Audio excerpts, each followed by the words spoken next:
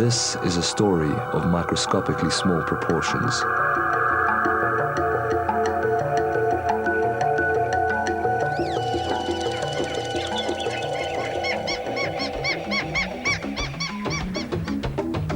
The Okavango Delta, it's a 10,000 square kilometer oasis in the middle of a desert. Between the papyrus, the world is sprawling with aquatic life. Everybody here claims a piece of the Okavango for themselves, and everyone relies on the fish. Like the traditional fishermen who rely on the delta to feed their families, here fish are life's barometer.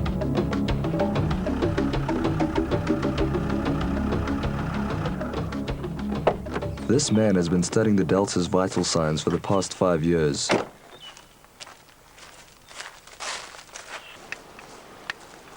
Professor Joe van Us and his team study fish parasites from a remote field laboratory in Okavango's Panhandle region. Their research was prompted by reports that the delta's fish were dying. What they see through their microscopes can only be described as a small-scale Wild West. Life on Earth consists of a huge, diverse variety of living forms. Some of these include life forms which are called parasites. They are associated with other living organisms. They have no mean intention of killing their hosts. They are simply associated with these organisms and trying to carve out an existence, a kind of a silent war in order to survive. In most cases, they are in no way harmful to their hosts, but under certain conditions, especially where environmental factors have been influenced, especially in aquatic environments, water environments, this could easily happen. If the environment is interfered with, very often associations which are not harmful at all could turn into terribly harmful and pathogenic associations, killing the host. You could certainly classify certain organisms as good guys in terms of their parasite association, and others as really nasty bad guys. And these so often are responsible for mass kills of animals, especially in aquatic environments. Good parasites cause no harm and are called symbionts. The bad guys are called pathogens, and they're the ones who can wipe out the delta's fish. What you're about to see is microscopically small. Hundreds of them will easily fit on the sharp end of a needle. This flying saucer shape belongs to Trichodina, a potential bad guy. It's unique in the parasite world. Even though it has a skeleton, scientists have classified it as a single-celled parasite. That's because a single Trichodina divides in two to form a new individual. It's a strange and mysterious process that can take hours to complete. It attaches itself by means of a suction device at its bottom.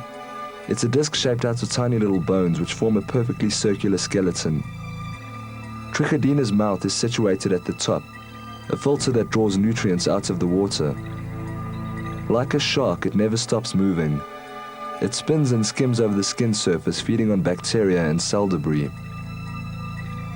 The low oxygen levels in the Okavango's water places a great deal of stress on the fish. Add a large number of Trichodina to a small fish's gills, and the result is instant suffocation. But the parasite world doesn't just have its flying saucers.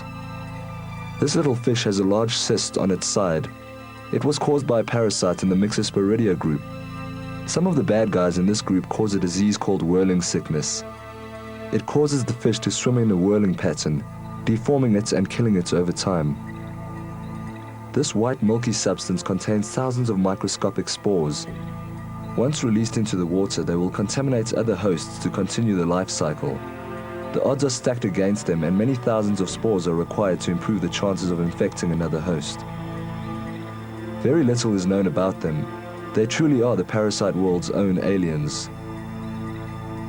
In the parasitic Wild West, you have to be tough to survive.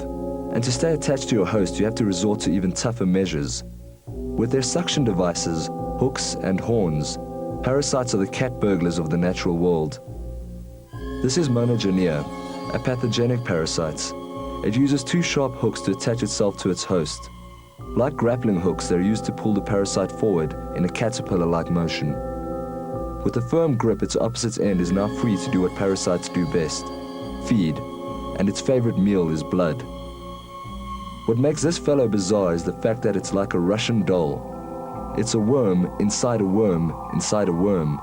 Monogenia has the ability to multiply within moments.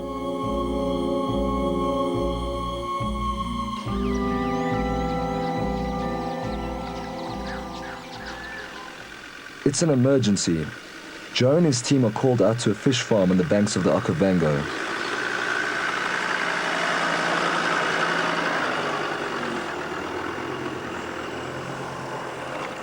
All the bream are dying, and nobody knows why.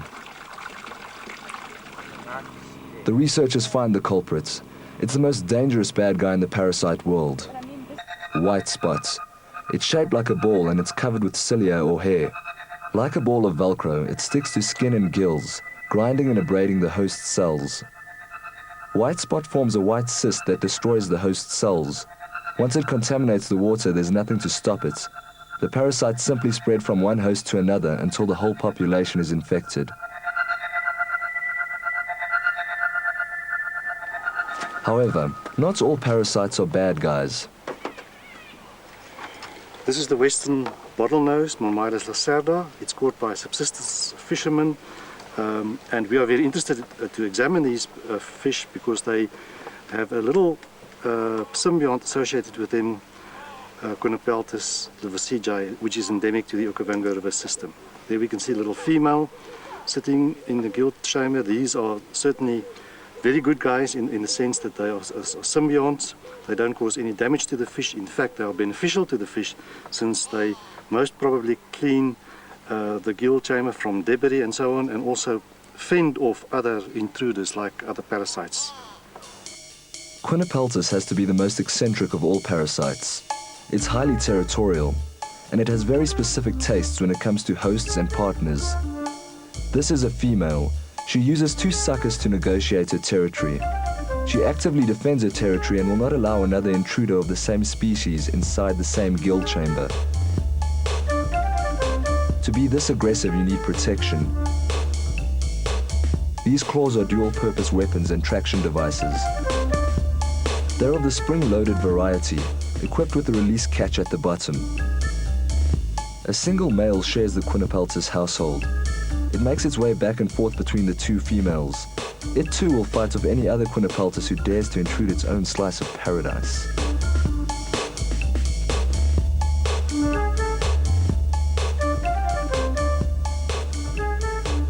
This cyst is a protective cover. It's a clever design, made to be impenetrable to chemical threats.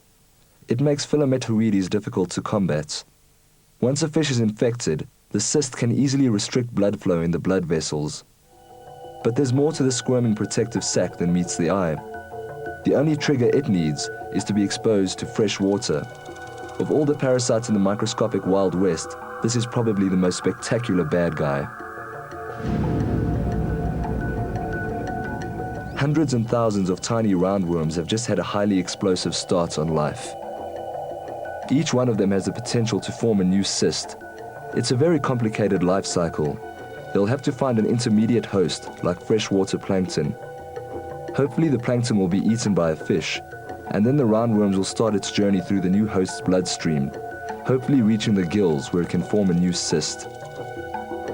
The mortality rate is very high, and many thousands of roundworms are required for the species to survive.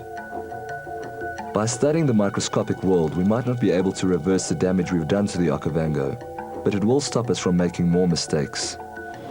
The Okavango Delta is under tremendous pressure due to human activities.